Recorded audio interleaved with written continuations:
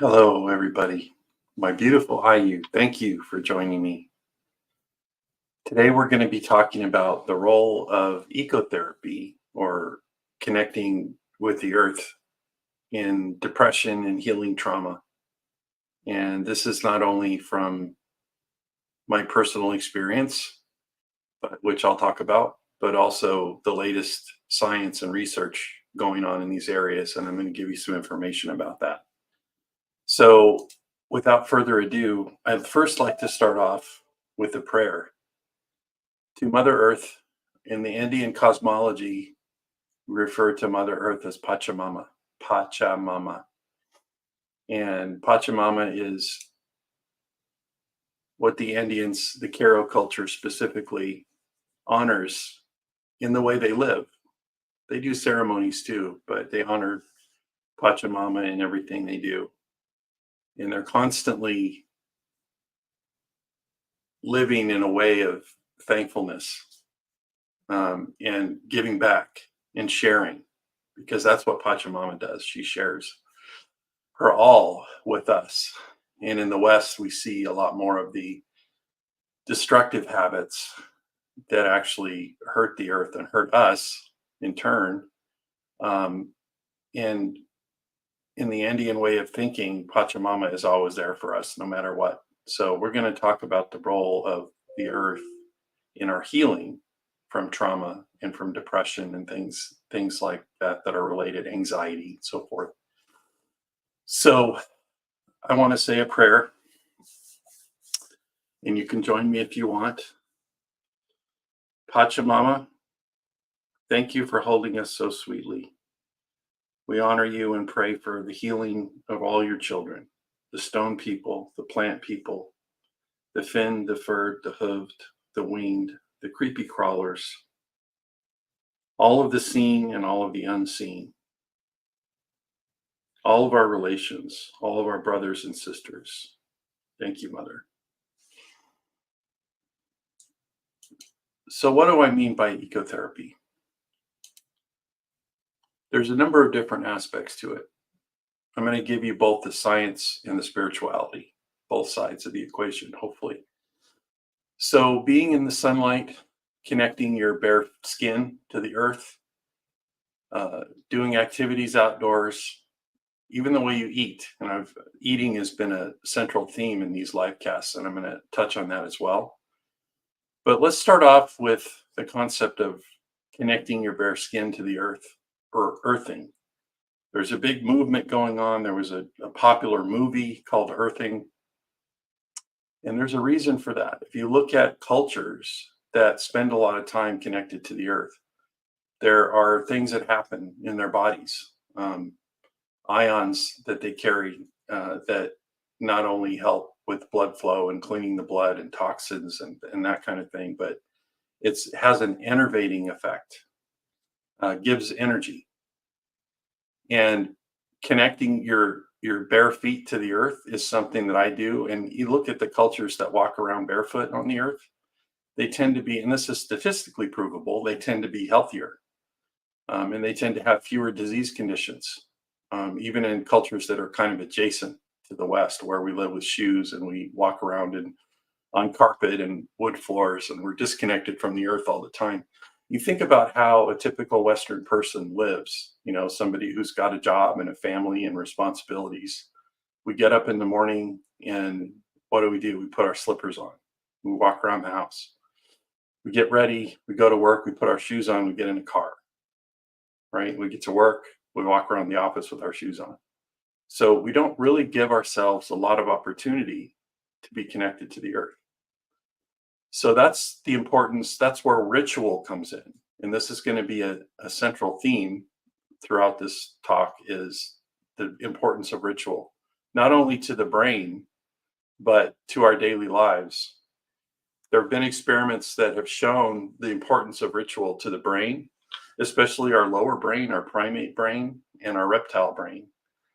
When we do ceremony, and there are debates about why this is, but it's measurable. When we do ceremony, it's almost like it becomes real. It becomes more serious to the brain. And ceremony can become habit. Habit can become ceremony, both. And the brain picks up the cue that something is going on that I need to pay attention to. And so there's this focusing effect, the focus of intention when we do ceremony, right? So the reason I'm bringing this up in the context of connecting to the earth and earthing is if we don't have the opportunity normally in our daily life, we need to create that opportunity. And it doesn't have to be complicated. Take your shoes off and walk out if you have a yard or there's a patch of ground out in front of your apartment building in the city, or if there's a park that you can go to, and spend time with your bare skin connected to the earth. If you can do it every day, that's ideal, right? And do it for as long as you can. But don't beat yourself up if you can't. Do it as much as you can or as often as you can in any way that you can. And you'll find a lifting of your mood. Now, the spiritual side of this is because, at least my interpretation of the Andean cosmology is there's a synchronization or a harmonization effect when you're connecting to Pachamama. She's lending you her energy and you're honoring her with your energy. So there's an exchange there.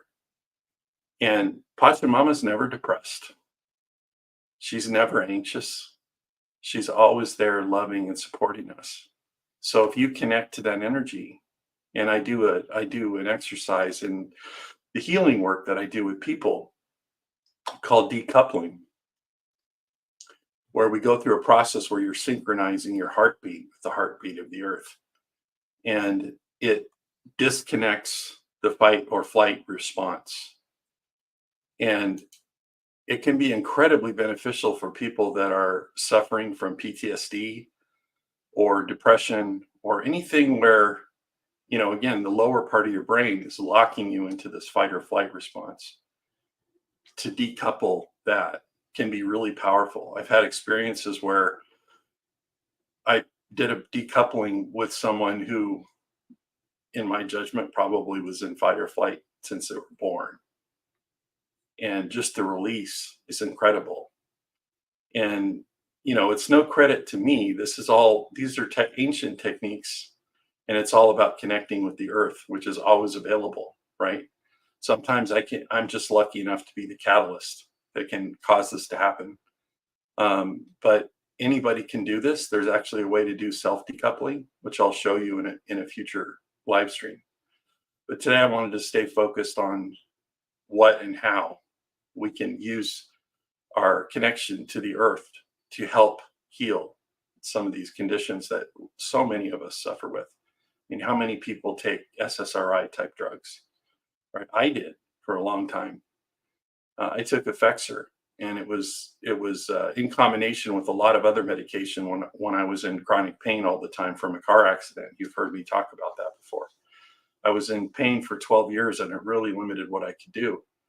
And at my height, I was taking 5 different medications, including Effexor, because when you're in pain all the time, and especially some of these other medications, they tend to strip the serotonin out of your brain. And so that makes you depressed. So the medical way to respond to that is to give you something that elevates your mood, like a SSRI or an Effexor. And it was really difficult to get off of that. You have to titrate yourself, wean yourself off of it over time. If you try to go off of it, cold turkey, which some people do, you can crash and have all kinds of bad things happen. So if you're trying to do that, please don't. Do it slowly and mindfully, just like everything I teach, slow and mindful. Do it in a way that you can sustain the habit. So with earthing, whether you're of a scientific mind, exchanging ions with the earth, or you're of a spiritual mind, or maybe both. I tend to look at both because I think all information is good information. And sometimes the integration of the two can be very powerful. We get locked in this concept in our society of duality, like one thing has to be true. I'm of a mind now, where I'm at on my journey, that there's truth everywhere. And as we increase our frequency and we develop our discernment, we have a really powerful truth detector inside of us. All of us do. We can find truth everywhere. Science can be dogma as well. There's a whole new term now called scientism for people that, worship at the altar of science. Just like fundamental thinking in religion, you can worship at the altar of fundamentalist thinking, right? And as soon as you do that on either side, you stop getting new information and you stop learning. So my advice is keep your mind open, keep your heart open, and exercise your discernment. There's nothing wrong with doing your own research, secondary and tertiary research. Find out if somebody you respect says something, that's great. Follow it up, back it up, research it, make sure that it works. And most importantly, if you can, test it.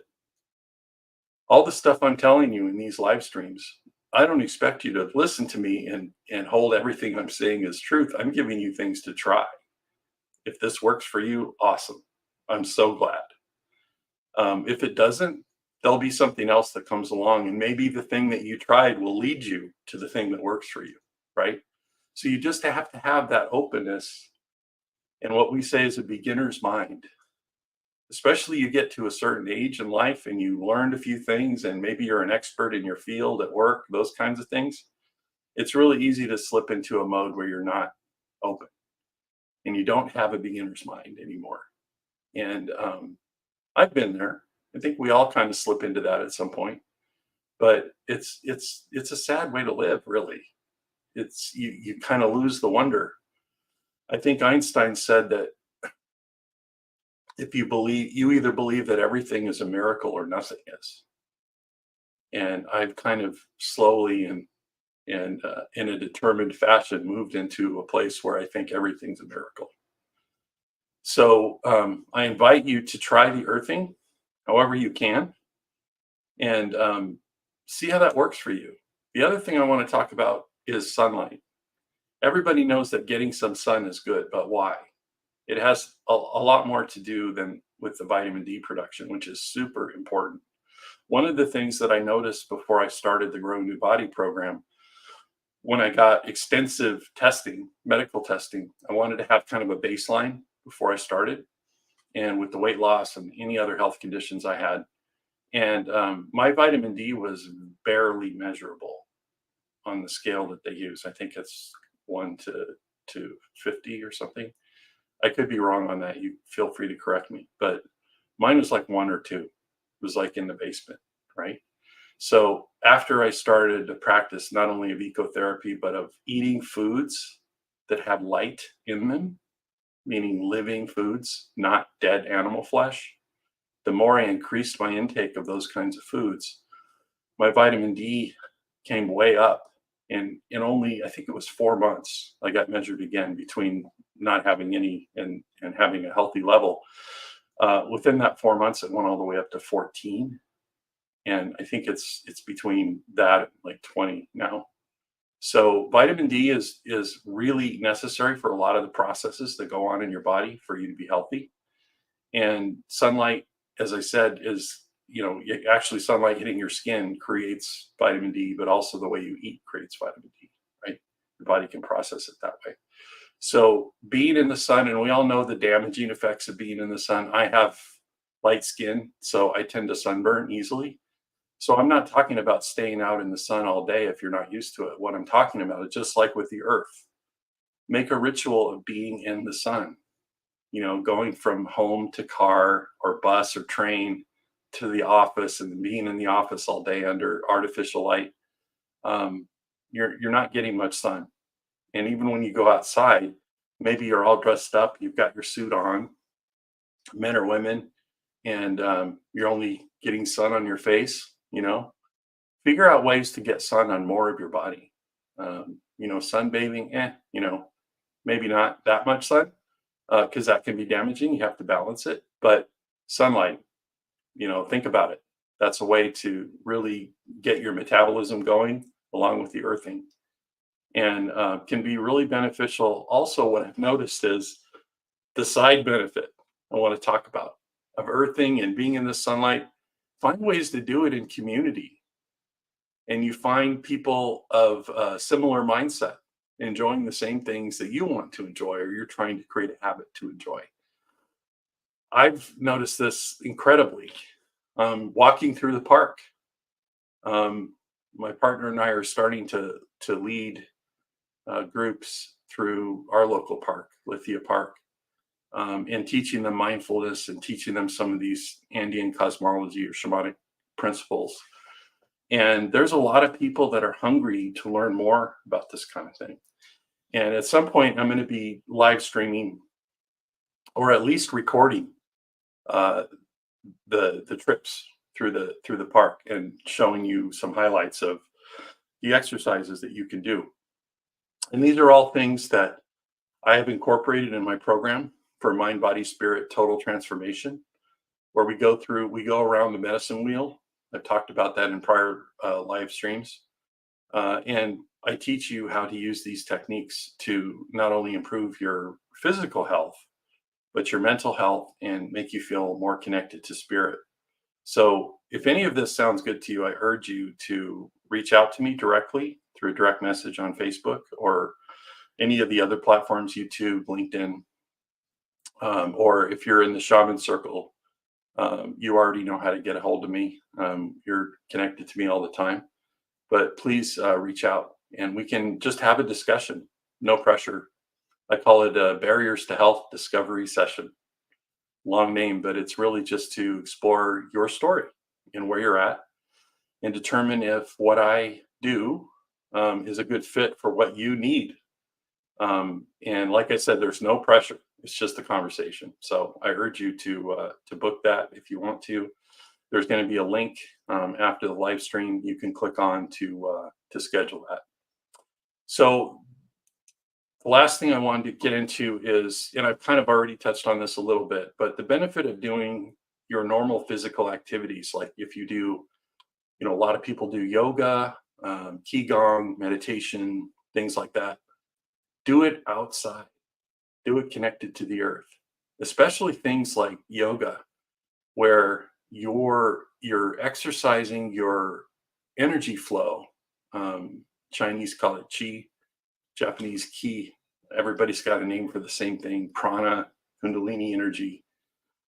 You're moving the energy in your field when you do these things. Doing it connected to the earth gives it a whole other dimension, and it really boosts the activity of what you're doing. And you see the masters all the time. The people in the park doing tai chi. A lot of times it's older people, right? Keeping their body moving, but they're also keeping their energy moving. And it's just so beneficial. So I recommend, if you're doing one of these practices already, or you're thinking about starting it, think about a little setup that you can do. Again, keep it simple. It doesn't have to be complicated or fancy or, take a lot of time. The key to all these practices is do it in a way that resonates with you, that makes sense to you, that makes you feel good in your heart. It's not something that you have to do. It's something that you get to do. You have the honor of doing it, right? Come at it that way instead of thinking, oh, I got to exercise, I got to eat right, I got to do all these things. Well, if you do that, I guarantee you the habit is going to be a lot harder to create, right? It's a lot easier to come at it from a place of gratitude and honoring.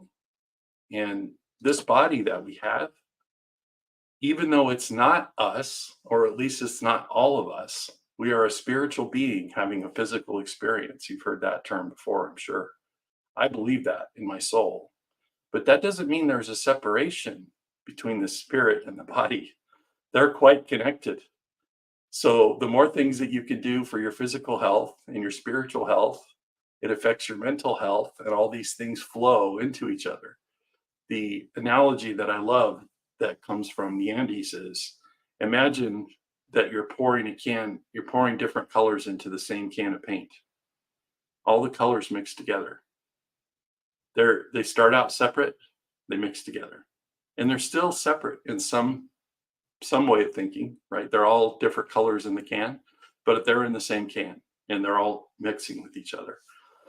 So try that one on for size and think about how we can do these practices in a very sustainable way, right? That's what we want to do. We want to create a lifestyle. We don't want to have to do habits. We don't want to have to do practices. That sounds like something I have to do. I want to incorporate these things into my lifestyle in a way that I can sustain and I enjoy, right? Lest I leave out joy. Why not? Why not enjoy it? And listen to your body, listen for the feedback. I talked in previous live streams about the amazing body dialogue method where you get to a place of clarity where your body will actually talk to you. Part of it is just asking and listening and doing it from a place of stillness, like maybe before or after meditation if you're new to it. But you'll get to a point where you can just go within and ask your body anytime, is this beneficial? Should I be doing this? You can also use muscle testing. You can do it with a friend or you can do it yourself. I'm going to show that technique along with the decoupling in a future live stream. These are all things that I teach and things that I do. You don't have to suffer in mystery. You can actually ask your body, is this good for me? And it will tell you. So I really appreciate all of you coming together and watching this live stream. And if you have questions, don't let talking to me directly be a barrier. Come into the shaman circle if you're not in already, and ask the question of the community. We have some amazing people in this community, practitioners that have been doing their modality of healing for years, if not decades. Some of the people in the group are new. They're not a practitioner. They just want to learn more. I welcome all people that want to improve the world by improving themselves, because I got news for you. That's how it works, right? There's so many things outside of us that we can't affect. But when we change ourselves, it's like ripples in a pond. Everyone around us is affected. Even if they're not aware of it, they are. But I see it all the time. People start to make significant changes in their life. It happened to me. So I encourage you to let it happen to you and start in a way that makes sense to you. And one of the things we do in that Barriers to Health Discovery session is we talk about that. What makes sense? What's the most important thing that you want to change, right? And we make a plan, if you decide to work with me, to address that first. Now, I have a program that you go through where you learn all kinds of stuff, but the point is that you start with what's the most important to you. So I look forward to seeing you, and thank you all for coming. I know that the way this works on the live stream here is I don't really get interactive people coming on asking questions, and the chat only works on some of the platforms, so I apologize for that. But the chat on Facebook in the Shaman Circle should work during the live stream, and we can look at that in the future. I'm new to doing this kind of technology, not new to teaching. Easy for me to say. I'm not new to teaching, but I'm new to using this technology interactively. So I'll get better and figure more stuff out each time. So I appreciate your time and attention. And I love having you here. And it gives me a lot of joy to be able to bring this information to you. And so with that, I'll close and I will see you next time. And if you do nothing else today, say a little prayer for Pachamama and how she's always there to support us and heal us. And you can always commune with her. It's your divine right. You're connected. We're all part of the same ecosystem. So figure out a way to do that. Figure out a way to ground yourself to her. And I will see you next time. In peace and love, my Ayu. I will talk to you soon.